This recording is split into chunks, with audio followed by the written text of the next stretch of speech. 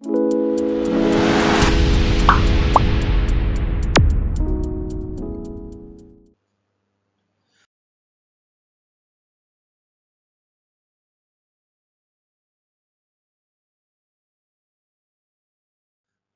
दोस्तों, आप सभी का एक बार फिर से स्वागत है मेरे चैनल अभी स्टडीज पर। तो दोस्तों, आज की क्लास में हम 16 जुलाई 2021 के करंट अफेयर के क्वेश्चन डिस्कस करेंगे। चलिए आज की क्लास स्टार्ट करते हैं। आज का हमारा पहला क्वेश्चन है, एनटीपीसी लिमिटेड ने किस राज्य में जल्द ही भारत का सबसे बड़ा सौर पार्क स्थापित किए जाने की घोषणा की है। भारत का सबसे बड़ा सौर पार्क स्थापित किए जाने की घोषणा की है एनटीपीसी लिमिटेड ने। तो उस राज्य का नाम बताना है हमको। इसके ऑप्शन है गुजरात, चेन्नई, दिल्ली, उत्तराखंड। तो दोस्तों, इसका आंसर है ए, गुजरात।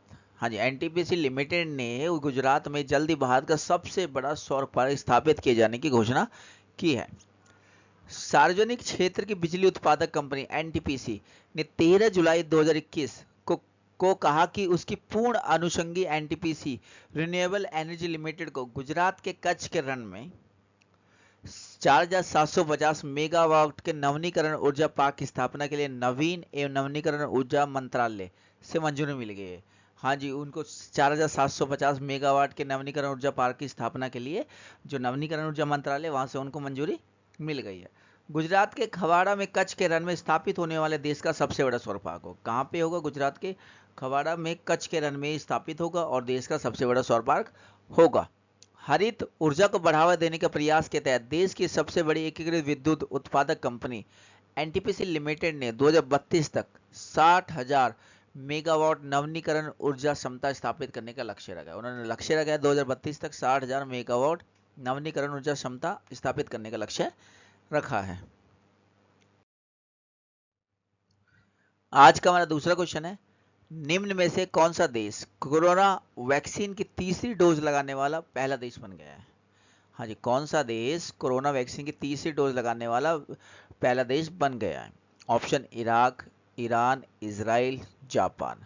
तो दोस्तों, इसका आंसर है सी, इजराइल। हाँ जी, इजराइल विश्व का तीसरी कोरोना डोज लगाने वाला विश्व का पहला देश बन गया है। इजराइल में फाइजर बायोटेक टीके की तीसरी डोज लगनी शुरू हो गई है। इसके साथ इजराइल कोरोना वैक्सीन की तीसरी डोज लगाने वाला देश बन गया, पहला देश बन गया है।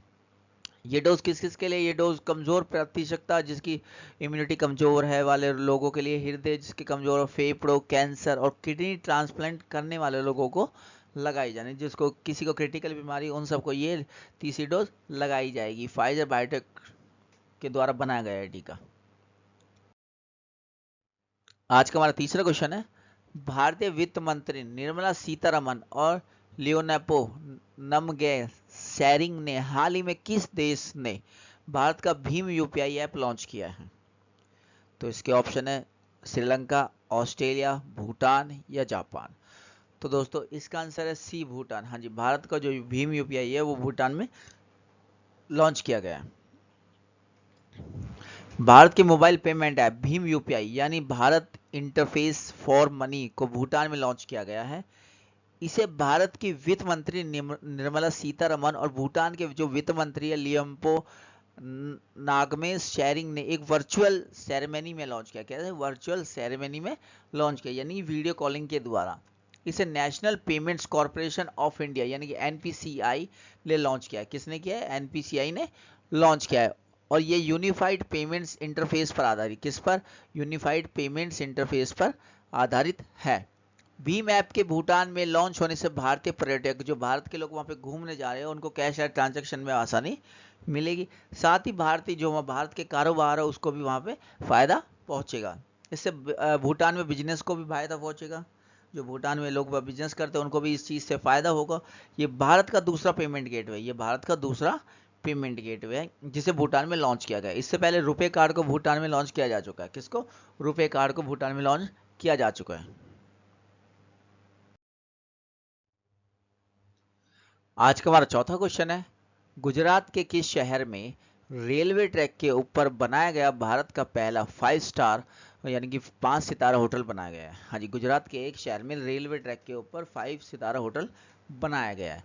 ऑप्शन है राजकोट, वडोदरा, गांधीनगर, मेहसाना।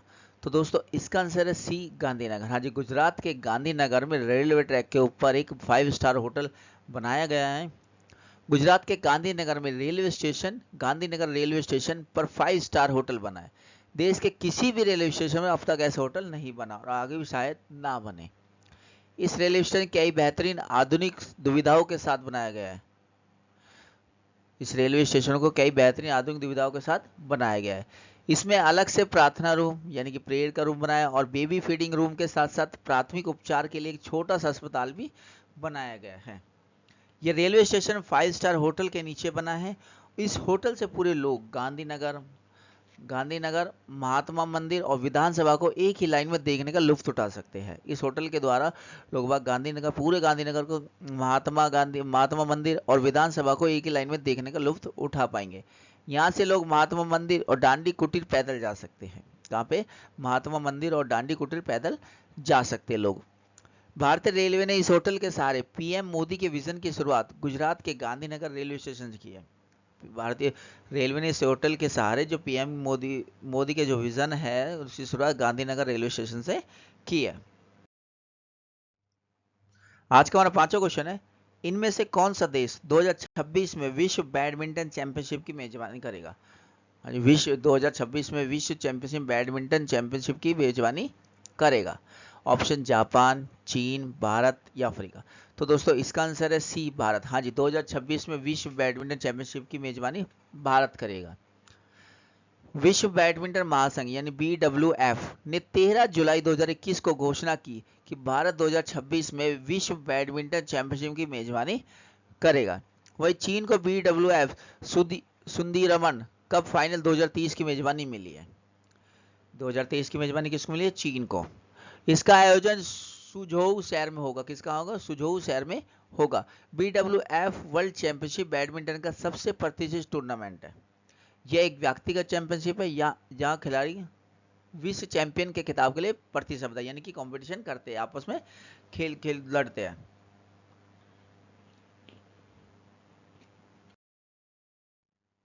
आज का हमारा 6वां क्वेश्चन है, केंद्र सरकार ने हाल ही में केंद्रीय कर्मचारी का महंगाई भत्ता 17% से बढ़ाकर कितने प्रतिशत कर दिया गया है? हाँ जी, केंद्र सरकार ने जो केंद्रीय कर्मचारी उनका महंगाई भत्ता 17 से बढ़ा दिया है और अब वो दोस्तों 28% कर दिया है। हाँ जी, केंद्र सरकार ने जो केंद्रीय कर्मचारी का महंगाई भत्ता है वो 17 से बढ़ाकर 28% कर दिया, यानी कि 11% उसको बढ़ा दिया है। केंद्र सरकार ने हाल ही में कैबिनेट की बैठक में केंद्रीय कर्मचारियों को जो महंगाई भत्ता 17 से बढ़ाकर 28% कर दिया है। साथ ही नेशनल आयुष मिशन को 4 साल आगे बढ़ाने की घोषणा की है। जो नेशनल आयुष मिशन है उसको 4 साल आगे बढ़ाने की घोषणा की है। इससे मिशन के लिए 4607 करोड़ रुपए खर्च किए जाएंगे। इस मिशन के लिए कितने? 4607 करोड़ रुपए खर्च किए जाएंगे। इस मिशन के तहत देश भर में 12,000 Ayush health and wellness centre बनाए जाएंगे। कितने?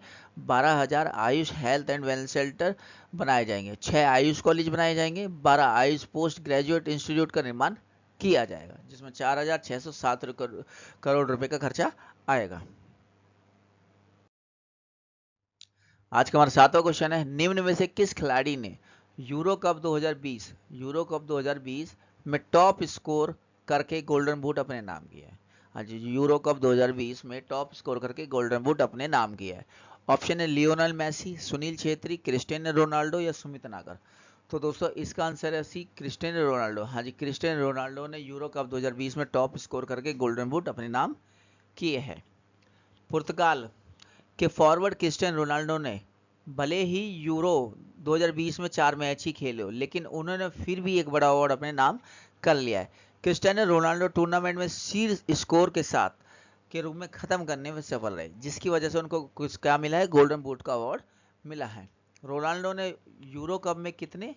5 गोल किए। कितने? 5 गोल किए। जो चेक गणराज्य के हमलावर पैट्रिक स्किक के रूप में संयुक्त रूप से सबसे अधिक गोल है। हाँ, जो चेक गणराज्य के हमलावर पैट्रिक स्किक है उन्होंने 5 ही गोल किए थे। हाल ही में रोमांचक मैच में इटली ने फाइनल में इंग्लैंड को हराकर अपना दूसरा यूरोपियन चैंपियनशिप खिताब जीता है। हाँ जी, जो यूरो कप है 2020 का वो किसने जीता है? इटली ने। आज का हमारा 8वां क्वेश्चन है, नितिन गडकरी ने हाल ही में किस राज्य में 16 राष्ट्रीय राजमार्ग परियोजना का उद्घाटन और शिलान्यास किया है? ऑप्शन है सिक्किम, गुजरात, केरल, मणिपुर। तो दोस्तों इसका आंसर है मणिपुर। हाँ जी, सड़क परिवहन और राजमार्ग मंत्री नितिन गडकरी ने हाल ही में मणिपुर में 16 राष्ट्रीय राजमार्ग यानी नेशनल हाईवे परियोजना का उद्घाटन और शिलान्यास किया है। इस राजमार्ग की कुल लंबाई 298 किलोमीटर, कितनी, इस जो राजमार्ग बनाया जाएगा, हाईवे बनाया जाएगा, उसकी जो लंबाई है वो 298 किलोमीटर है, जबकि इसकी लागत 4148 करोड़ रुपए है। इन राजमार्ग परियोजना में इस क्षेत्र की औद्योगिक, कृषि और सामाजिक आर्थिक प्रगति को बढ़ावा मिलेगा। अगर यहाँ पर नेशनल हाईवे बना दिया जाएगा तो वहाँ क्षेत्र की जो औद्योगिक, कृषि और सामाजिक आर्थिक प्रगति को बढ़ावा मिलेगा। आज का हमारा 9वां क्वेश्चन है, किस देश ने 679 मेगावाट की जल विद्युत परियोजना विकसित करने हेतु भारत के सतलुज जल विद्युत निगम के साथ 1.3 बिलियन अमेरिकी डॉलर का समझौता किया है? ऑप्शन है चीन, नेपाल, पाकिस्तान, रूस।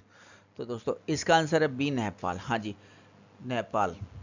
679 मेगावाट की जल विद्युत परियोजना को विकसित करने के लिए भारत के साथ सतलुज जल विद्युत निगम के साथ नेपाल ने 1.3 बिलियन अमेरिकी डॉलर का समझौता किया है। यह भारत द्वारा शुरू किया गया नेपाल में दूसरा बड़ा वेंचर होगा। इससे पहले भी एक ऐसा वेंचर स्टार्ट किया गया, ये दूसरा वेंचर होगा। ये सबसे बड़ी विदेशी निवेश परियोजना है, ये सबसे बड़ी विदेशी निवेश परियोजना है। ये साल 2017 के लागत अनुमानों पर आधारित है। ये साल 2017 के जो लागत अनुमान थे उन पर आधारित है।